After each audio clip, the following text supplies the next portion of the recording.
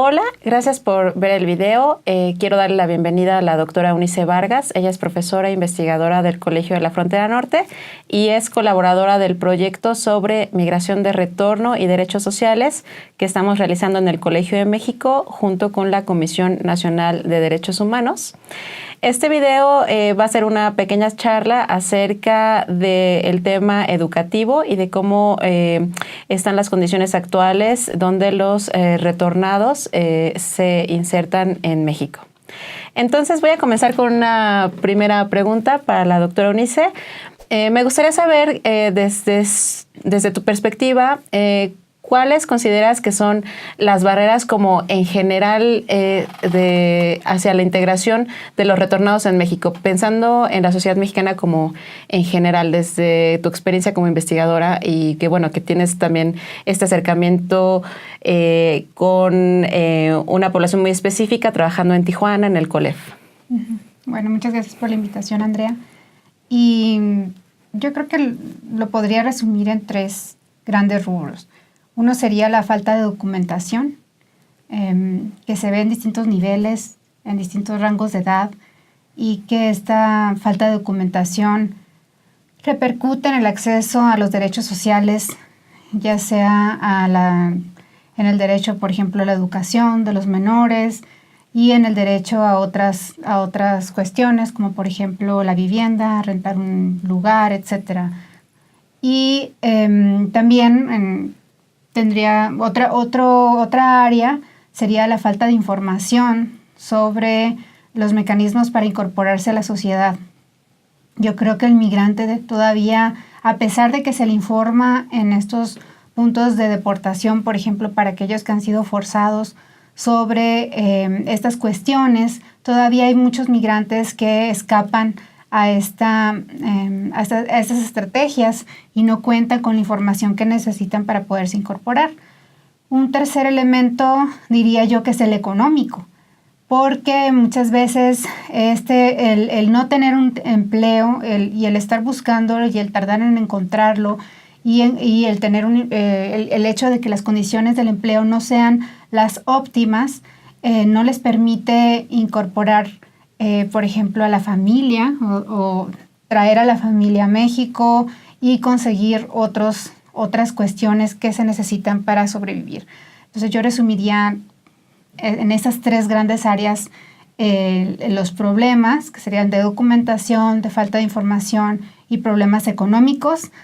Y y otra cuestión que sería una cuarta, sería la separación familiar, que también repercute en las redes sociales que tienen los migrantes, ¿no? y en la posibilidad también de encontrar un mejor empleo, ¿no? Porque tal vez estas redes pueden colocarlos en una mejor posición y no teniéndolas, pues batallan más para incorporarse. Gracias. Ahora, hablando un poco en el tema específicamente educativo, que creo que es transversal a las barreras que identificas de manera general, ¿cuáles crees que sean los mayores retos? Esto en tu experiencia, ¿dónde crees que sea también como más crítico? ¿Es en el sistema básico de educación, en el sistema medio, en el superior? ¿Qué nos puedes decir al respecto? Uh-huh. Aquí yo creo que podemos dividir las barreras en 2 grandes áreas, que serían las barreras en el acceso a la educación y las otras barreras serían ya para la inclusión o para la integración social en las aulas. En la parte del acceso, pues sí, efectivamente se observa que hay un mayor acceso en cuanto, entre más bajo sea el nivel, ¿no? Y conforme uno va ascendiendo en niveles, pues el acceso es menor. Por otras cuestiones que interactúan con el ser migrante o con las vulnerabilidades que puede tener un migrante, ¿no? No es lo mismo un joven que ya está en edad laboral y un chico que todavía está en edad de educación básica, lógicamente que, por ejemplo, ante este contexto que te planteo de dificultades económicas, de falta de documentación, etcétera, tal vez sea una opción el ir a trabajar, ¿no? ¿Qué tanto puede competir el trabajo con la educación? Pero definitivamente las barreras para el acceso están estas que te comento, ¿no? Tenemos problemas con la documentación porque los menores no traen la documentación de las escuelas de origen o los documentos de identidad que se necesitan que se necesitaban para la escuela, porque hemos tenido mejoras en cuanto al acceso a la educación a través de las reformas que se han hecho al 286. Sin embargo, esto se liga al otro aspecto, ¿no? Que es la falta de información que todavía existe en muchas escuelas y donde se siguen tomando decisiones sin tomar en cuenta estos cambios. Entonces, en ese sentido, la documentación todavía puede ser una barrera para que el menor acceda a la escuela. Y la parte económica es crucial, porque sin los recursos, sin el financiamiento de la familia, pues es muy difícil que un menor pueda ir a la escuela, pueda conseguir, aunque la escuela es gratuita en México, pues hay cuotas, hay uniformes, hay materiales que se tienen que comprar, hay necesidad de transporte a la escuela y todo esto en un contexto, por ejemplo, de deportación, donde la familia está separada. Entonces se vuelve mucho más difícil el acceso. Por otro lado está la parte de la inclusión. Y aquí tal vez lo que sobresale más en el trabajo de campo e incluso en encuestas que se han realizado en algunos estados es la falta de dominio del español, no tanto al hablar, porque se comunican con la familia regularmente en español, pero sí en la lectoescritura, y esto repercute en el aprendizaje de los otros contenidos que tienen en México, y también en la socialización con los menores, en la socialización con los maestros, etc. En cuanto a inclusión, también yo menciono que es importante la cuestión de las barreras sociales, porque tenemos a los estudiantes transnacionales, en este caso los estudiantes que vienen de Estados Unidos, dispersos, concentrados en ciertos municipios, pero dispersos en los municipios, en distintas escuelas de los municipios y dentro de las escuelas en las aulas, de manera que un profesor muchas veces tiene 1 o 2 en el aula y es difícil dedicar atención, incluso aunque sepa inglés, aunque pueda traducir, estar traduciendo a 1 o 2 menores en el aula. Entonces, sí, efectivamente hay una situación aquí del idioma que urgen esos programas de español como segundo idioma en algunos puntos estratégicos de municipios con alta frecuencia de migrantes de retorno. Okay, muchas gracias. Ahora, tenemos pues esas barreras como estructurales o en el sistema educativo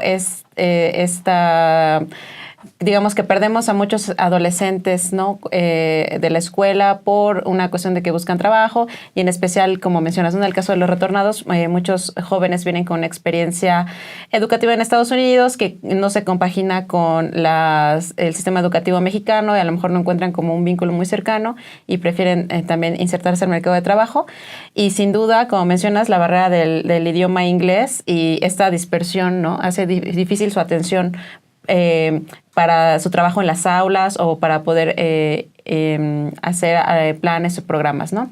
Sin embargo, yo creo que debido a que tenemos, México tiene una tradición migratoria larga en algunas entidades, me gustaría platicar ahora acerca de qué programas o prácticas buenas has identificado en tu carrera, en tu investigación, que pudiéramos decir, tal vez va por ahí, tenemos que dirigir las acciones o replicar este tipo de buenas prácticas para poder atender a la migración, a los migrantes de retorno, sobre todo a los niños, ¿no? Y jóvenes que se están incorporando, que muchas veces ellos vienen acompañando a su familia, ¿no? Entonces, si tienes algunos ejemplos, por favor.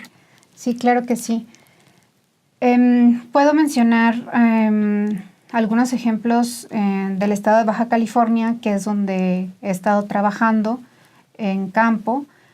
Por ejemplo, los grupos de apoyo. Yo creo que es fundamental la labor que se está haciendo en Baja California con estos grupos porque lo que hacen es darles información a los menores sobre cómo es el sistema educativo,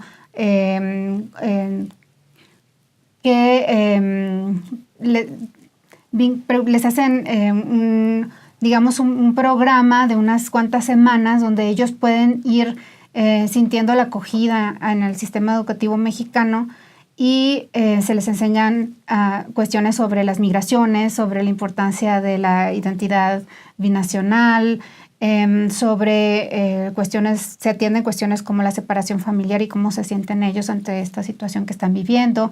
Entonces, estos grupos de apoyo yo creo que son fundamentales y deberían expandirse no solamente en ciertas escuelas, sino en todas las escuelas donde están estos migrantes y en todos los municipios donde se tiene una alta frecuencia. Al momento, estos grupos de apoyo, por ejemplo, en Baja California funcionan con maestros en formación, entonces hay cierta rotación del personal y siempre hay una necesidad de estar capacitando más gente que pueda atender a estos menores. Lo ideal sería que estos programas se adoptaran como parte dentro, digamos, del sistema educativo y que fueran los mismos orientadores o orientadores contratados por la misma secretaría quienes pudieran dar este servicio y entonces fueran acumulando experiencias sobre esta inclusión que están logrando con los menores. Entonces, ese es un ejemplo que yo creo que es muy bueno. Sí.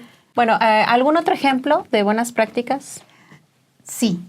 Yo creo que se avanzó mucho en tiempos de Calderón con este programa de Educación Básica Sin Fronteras en cuanto al acopio de información relevante sobre la migración de México a Estados Unidos y la migración circular y la migración de retorno para sensibilizar a los docentes sobre el tema. También, como parte de este programa, se hicieron unos manuales para los docentes en educación intercultural, pero enfocada a la migración. Entonces, yo creo que este es un esfuerzo que habría que recuperarse de este sexenio y que se le dé continuidad. Utilizarse en las escuelas para capacitación de maestros. También otra cuestión que se hace en algunos estados que es muy positiva también es la capacitación de docentes con ayuda de universidades locales, actores que están interesados en participar en estas capacitaciones, y la idea de esas capacitaciones es sensibilizar a los docentes sobre el tema. Aquí la cuestión es que también nos enfrentamos a una barrera propia del sistema educativo, que es la movilidad docente y en particular la movilidad de los directores, que son personas que están en proceso de jubilación, de manera que tanto los talleres, digamos, tanto los grupos de apoyo tienen que ser continuos, ¿no? Año a año, las capacitaciones docentes igual año a año, porque hay una rotación. Entonces, sí, no basta hacerlo con una vez. Exactamente, el que se haya hecho una vez no significa que ya se hizo, sino que hay que hacerlo cada continua, semestre o cada año y no dejarlo, ¿no? Porque si funcionó para un grupo de personas, puede funcionar para otros. Para la siguiente generación. Entonces, en ese sentido, no solamente lo que es el programa de Educación Básica Sin Fronteras ha hecho estrategias, digamos, didácticas, estrategias para educación intercultural, sino también tenemos, por ejemplo, los esfuerzos que está haciendo el Observatorio de las Migraciones del Colegio de Michoacán con estrategias didácticas para sensibilizar a la comunidad y a la comunidad escolar también sobre la migración, cómo se está viviendo este fenómeno y convertir lo que pudiera ser un bullying o una crítica, ¿no?, hacia los perfiles de los migrantes, más bien entender cuáles son esas experiencias por las que han pasado y cómo pueden ser de gran valor para aquellos que no han migrado también, ¿no? Claro. Cómo podemos aprender y enriquecernos culturalmente de todas estas experiencias de migración. Sí, me parece muy relevante lo que mencionas, porque también en el trabajo de investigación que estamos haciendo aquí en el colegio hemos detectado que para los ámbitos que estamos explorando, que es educación, salud, trabajo y vivienda, el papel de la comunidad es fundamental, ¿no? Entonces tiene que ver con personas, sí, con los migrantes que retornan, pero también con aquellos que están en la comunidad que siempre han estado y la manera en cómo asimilan a sus familiares o amigos, conocidos, etcétera. Bueno, pues creo que esto sería todo en este segmento sobre educación y muchas gracias.